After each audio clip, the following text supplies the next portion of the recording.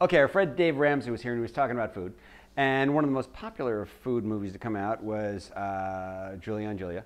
And I am a huge fan of Julia Child. She was one of my influences when I was just a little Jon-Paul. This used to be on the television. We'd watch it all the time with my family, and this was one of the most influential books for me growing up. So today I would like to prepare one of her recipes, which is one of my favorites. It's called Côtes de Porc de Charcuterie, which is basically pork chops that are pan-fried with a mustard and pickle sauce. I mean, what goes better? You know, call it Côtes de Porc Charcuterie. We charge you 35 bucks. But pan-fried pork chops with pickles and mustard, that's a deal. We can get that in under 10 bucks, all right? So we're going to show you how to do it. So the first thing I want to do is I'm going to prepare my side dish, which is pomme puree, mashed potatoes. I've got some potatoes that are cooking over here, and we're going to pour those into a food mill. Just going to pour them in. And I quartered up the potatoes and cooked them till they were completely cooked. But they're not mushy. All right, I don't want them to get waterlogged. And then all we're going to do is take these guys and run them through. Now this is really important because when I make mashed potatoes, most people actually take the mashed potatoes and they put them in a mixer. And this big blade goes by and it smears all the potatoes. And then you add your cream and your butter and it really doesn't go into the potato. So what we're trying to do is we're trying to fluff up the potatoes by running them through this food mill on the bottom. I'll show you what that looks like.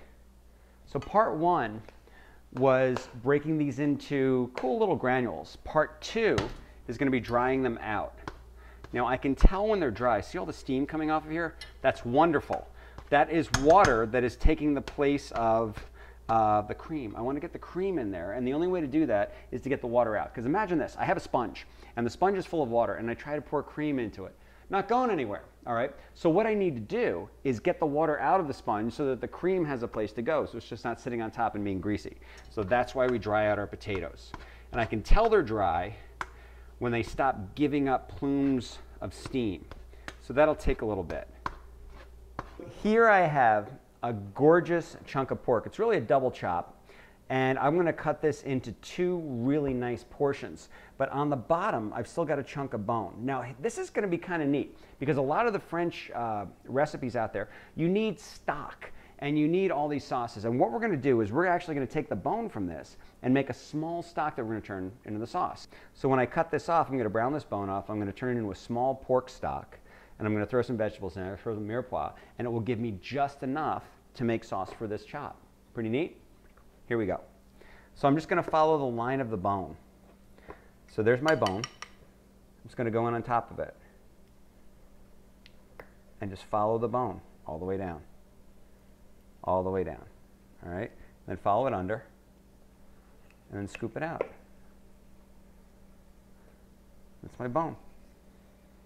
So I'm going to take this guy, I'm going to put it in a pan, and there's enough fat on here. If I was working with a really lean bone, I might add a little bit of oil to it. But there's enough fat on here that it's going to brown up beautifully. So I'm going to take that chunk of bone, I'm going to throw it in a 400-degree oven and let it roast until it's brown. When it gets nice and brown, we'll add some vegetables, we'll brown that, add some water, turn it into a beautiful stock. Now, I've got my beautiful, this is just a gorgeous chunk of pork. It's center cut, it's out of the loin, really nice cut. And what I'm going to do is take this guy and cut it into two perfect chops. Now here is a cool tip. When I'm making a chop, you see how it's kind of long looking, all right? Well, what I can do is shape it by just tying it with a little bit of twine. Now the twine that I'm using is food safe. Don't go to a hardware store and just get twine because that was never intended to be eaten. But this is food safe. You can buy these at culinary stores, okay? That's all I'm going to do. So I don't want to constrict it too much, but I just want to shape it. See the difference? Okay, so we've dried out our potatoes. Next thing we need to do is we need to heat up a little cream, and I'm going to reduce it by half. And the reason I'm doing that is because we worked really hard to get all that moisture out of the potatoes. I don't want to add water back into it, so I'm going to reduce the cream down by half, effectively making it about 60% fat, which is going to be great. And then I'm going to add some butter to that on top of it. Why not? A little salt and pepper, best mashed potatoes you've ever had. Okay, so while that's going, I'm going to prepare my tomato. Now, this is for our sauce. Now, because we're using this kind of a la minute sauce. We're going to throw it together, and we're not making a big mother sauce that's going to take a couple days to make. I'm going to add a little bit of body to the sauce by making tomato concassé. And the way I'm going to do that is I'm going to choke up on my knife with my thumb, stick it in, and I'm going to pivot around my thumb and remove that. And then I'm just going to make a little X on the bottom. I'm going to drop that into boiling water, and then I'm going to plunge it in ice water because I don't want to cook it, I just want to peel it. So this guy looks pretty good. I want to leave it in the ice water just long enough to take the chill out of it. If I leave it in too long, it's going to get waterlogged. I don't want that. And I just peel the outside off. The next thing I'm going to do is I'm going to remove the seeds. And the reason I want to get rid of the seeds is they can tend to be a little bit bitter when they're cooked. All right, so we're just going to take these guys and just kind of give them a squeeze. And then we're going to concassé this, which just means to roughly chop. So I'm going to take these guys like that. And this doesn't have to be too neat because at the end of the day, I'm going to strain all of this out of my sauce.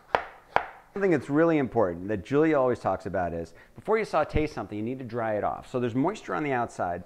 And what I want to do is I want to get beautiful caramelization. Well, that's not going to happen with that little bit of moisture there. So I want to just take a clean paper towel, kind of blot it dry. And I'm going to add a little bit of salt, zoom, zoom, and a little bit of pepper. And when I put them in the pan, the other side's going to be up. So that's when I'm going to blot that one dry. Okay, so our pan's been heating up a little bit. I'm going to take some neutral oil, put it in here. Okay. Now I can use clarified butter, but that's a whole other process. And since I'm really not, I'm going to get rid of the fat when I'm done, I'm not that concerned about it. The pork is going to flavor my pan. So I'm going to put him in. Put him in. Nice sizzle. And just to make sure it's not stuck, I'm going to take the heel of my hand and I'm going to hit the pan to jar it loose. So that's going to prevent my pork chop from sticking on the bottom of the pan. We're just going to let those brown gently. I have a cast iron enamel pan, and that's what I'm going to put my chops in after they heat up, or actually after they start to brown. But what I want to do right now is I want to make sure that this is nice and hot. So I'm going to put this in my oven to knock the chill out of it. And while I'm in here, I'm going to take a look at our bones. The bones are starting to look pretty good. So flip these guys over. I'm getting some nice browning going on here. Back in the oven. Okay, we're doing okay, but we want a little more color than that. So keep it on nice, gentle heat. A little more color, but it's getting gorgeous. Our cream's reduced down about halfway. I'm just going to take some butter and throw it on in there. Going to let that melt. We're going to fold that into our potatoes. Now the nice thing about these mashed potatoes is I can hold them because they're nice and dense. They're going to hold for a long time. All right, and because I've boiled out a lot of the moisture, they're not going to separate and get granular. They're really going to be beautiful. I'm going to use a stiff spoon, not a whisk. I'm going to put in about half. And we're just going to mix. They're going to get super rich, super succulent. Okay, so these guys are in pretty good shape. So I'm going to throw them in the oven, and we're just going to finish cooking them in there until they reach about 140, 150 degrees internal. That guy looks pretty nice and brown now, so we're going to add some mirepoix to it. A little bit of celery and carrot. We're also going to go into the sauce, into the bones. So my onion's gotten a little bit brown, it's gotten a little translucent. I'm just going to take some of our concassé tomato, and that's just going to bolster up some of the body. So I'm going to take this, pop it back in the oven. Our pork chops are in there, they're doing beautifully, and I'm going to drop the temperature down a little bit. All right, so what I'm going to do is I'm going to take it to 325.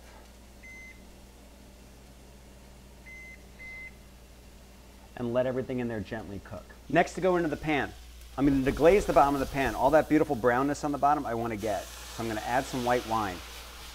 And I'm going to reduce that down to what the French would call sec. So I'm going to take it down pretty dry. Now the reason I'm doing that, when I put the wine in, I don't want it to have like a raw wine flavor. Okay, it shouldn't taste boozy, but I want the wine because the wine's going to bring out a lot of sweetness. It's going to bring out a lot of subtlety.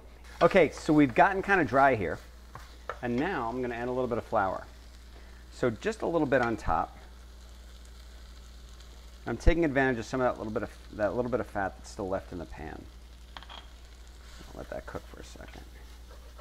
I'm going to work the bottom making sure that I'm not burning. But this is really starting to look good. And just keep working the bottom of that pan. Now I have some stock that I made previously for my pork bones. Beautiful, deep, rich. We simmered it for about 5 hours. I'm going to add that to our pan. This is going to simmer for about 20 minutes. While it's happening, I'm going to add something pretty neat. I'm going to add some parsley stems. And the reason I like parsley stems is they don't have chlorophyll in them, so they're going to give them a lot of flavor. See, I've got some bright flavors, I have some dark flavors in here. My onions are kind of dark and rich. My stock is obviously pretty rich because I browned the bones off. I've got the tomato in there that's kind of bright, but I want the parsley in there. The parsley adds a little bit of bitterness, which is nice. It's going to clean up all that flavor. I'm going to add some thyme. All right, when I think about meat, I think about thyme. Chicken, roast, things like that. I have a bay leaf. Bay leaf is amazing. And then I'm going to add some black peppercorns. Let's see how those guys are doing. Okay, so I'm just going to add some water to this. I'm just going to top it off.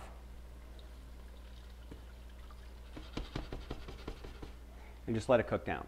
Now, as it continues to cook, it's going to boil down. I'll top it off with more cold water. Make sure that it's cold and reduce it down. More cold water and reduce it down. And essentially, I'm just going to keep extracting flavor from that. So this process here is probably going to be about 4 to 5 hours to get all that out. So I try to make this up ahead of time, and then I cook the pork chops the next day. And something that's important to notice, if you can see right here, there's a little dimple. So if you buy one of these guys, you have to make sure that it's in past the dimple, otherwise it won't read accurately. So if I only stick that much of the thermometer in there, I won't get an accurate reading. Oh, we're good. Perfect. So I'm going to pull those out and let those rest for about 5 minutes. Now we're ready. All that amazing flavor that we had, we're going to concentrate right there. So look at that. It's like liquid gold. Just absolutely stunning stuff. I'll take the back of my spoon, just press it, squeeze everything out that I can. So we're going to pull these out. I'm going to let them rest, but I want that stuff on the bottom. Check out the bottom of this pan. That is money. That's really good stuff right there. So I'm going to pour off a little bit of the fat on top because I've got some grease there. Okay, and I can tell because when I touch it, it's kind of oily. So I'm going to pour some of that off.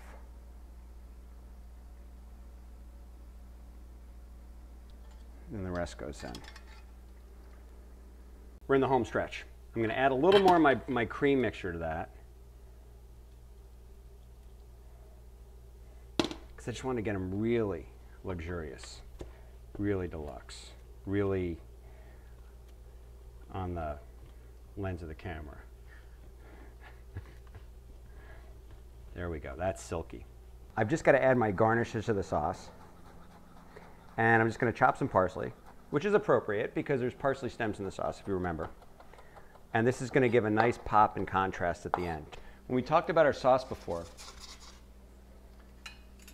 we talked about not adding any salt to it. And the reason was because I was going to add mustard, just a little bit of Dijon, and I'm going to add some cornichons. But I'm going to add the liquid. So this is just a little bit of liquid for my dish. And then I'm going to julienne some of these guys up. So that's going to be part of my garnish also. We're going to add a couple of pieces of butter in just to smooth out the sauce. So I'm going to take it back to the stove and stir it just until it starts to come together. Okay, so here we go. I've got my gorgeous, fluffy, dare I say sexy, and I will, because they are sexy mashed potatoes. And then it's time for the sauce. And just a little bit of parsley to finish it off. I invite you to try this at home, and while you're doing it, you need to put a shout out to Julia. You gotta thank Julia. Saint Julia? I think so. Enjoy.